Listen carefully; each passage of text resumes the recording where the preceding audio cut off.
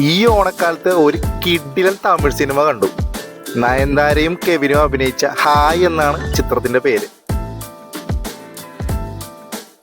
എല്ലാം കൊണ്ടും ഫാമിലിക്കും പിള്ളേർക്കും എല്ലാവർക്കും ഇഷ്ടപ്പെടുന്ന തരത്തിലുള്ള ഒരു കളർഫുൾ എന്റർടൈനർ ആണ് ഈ ചിത്രം.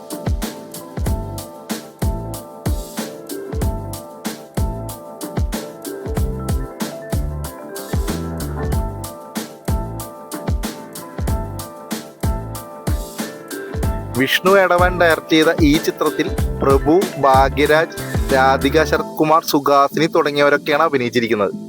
പടത്തിന്റെ എല്ലാ മേഖലയിലും പ്രേക്ഷകനെ തൃപ്തിപ്പെടുത്തുന്ന, സിനിമാ പ്രേമികൾ മിസ്സാക്കാതെ കാണേണ്ട ഒരു ബ്യൂട്ടിഫുൾ ചിത്രം തന്നെയാണ് ഹായ് എന്നാണ് ഞങ്ങളുടെ അഭിപ്രായം.